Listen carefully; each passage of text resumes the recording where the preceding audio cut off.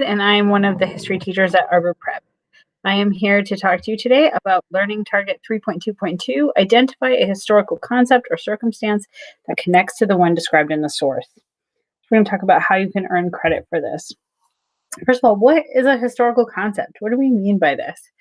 These are ideas or themes that reoccur in history. So this can be the perspective of an author, the point of view that someone has, a cause or an effect, continuity and change, so how things in history stay the same and how they differ throughout time, the use of evidence, the significance of an event, or its contestability, the amount of people who object, I guess, or the controversy surrounding an event.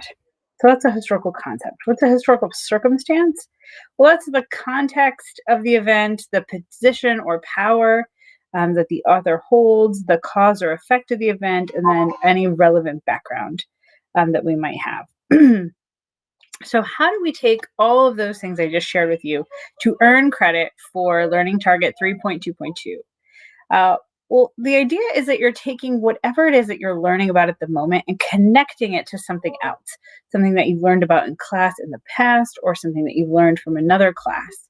So one of the best ways to do that, these are my quick tips, is to connect it to a similar point of view of another author that you've read, to connect this context or circumstances, or to connect the cause and effect of the events.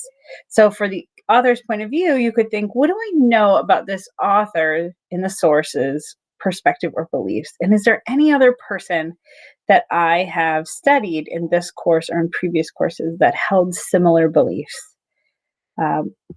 Likewise, you can also earn the point by thinking about context or circumstances. What do I know about the events surrounding this time period? Do these circumstances bear resemblance to other events in the past? Are the things that are happening around this revolution or around this war or around this invention something that I've seen also replicated in the past? And then cause and effect. What caused the event I'm studying? What are some of the outcomes of this event? And have I studied similar causes or effects in this class or in other classes? So those are my 3 quick tips to earn this or credit for this learning target. As always, here's an exemplar or a good example of what would earn full credit. So here we have a passage from a man named Albert Beveridge. He was stumping in a campaign speech, and this is during the time of American imperialism. So America was busy trying to spread its power and its influence around the world. And he gives a fairly well-known speech in 1898 called the March of the Flag. And this is a part of that speech. There's also some vocabulary defined here in case you need the definition of any of these words. So it says, the opposition tells us that we ought not to govern a people without their consent. I answer, the rule of liberty that all just government derives its authority from the consent of the governed applies only to those who are capable of self-government. Would not the people of the Philippines prefer the just, humane, civilizing government of this republic to the savage, bloody rule of pillage and extortion from which we have rescued them? So the question here that I have to answer says, connect a concept or circumstance from Beveridge's speech to another event or development in history. So I have to take something from this speech and connect it to something else in the past in order to earn credit for this learning target. So here's an example of how you might answer that. It says, Albert Beveridge is an imperialist and believes the Filipinos are not capable of self-government. His viewpoint is very similar to the Spanish explorers' beliefs during the Age of Exploration. The Spanish also believed that the Aztec and Inca were inferior and needed European intervention in their society.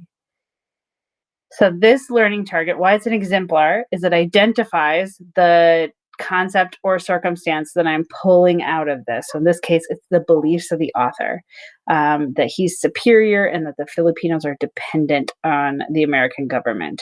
And I'm connecting it to a similar belief in another time period. In this case, the Age of Exploration and the Spanish belief that the Aztec and Inca were inferior and needed the Europeans. So it's an exemplar because it's pulling out the concept from the text that I've been given and connecting it to something similar in the past. So at the same token, we're going to look at a non-example. So same passage, same prompt. And these are things I see very frequently that students do is they use too vague of language. So a common thing I see is I can connect this speech to this, or I can connect um, we study the assassination of someone in semester 2. And so students will say, oh, this person's assassination is just like this other person's assassination. And so you need a little bit more detail here. So just connecting it to something without any kind of other explanation is likely not going to earn you credit. So just writing, I can connect this speech to imperialism isn't going to get you credit. Or I can connect this speech to Spanish exploration isn't going to get you credit. So you want to identify what is the concept or circumstance in this text that you are connecting to something in the past.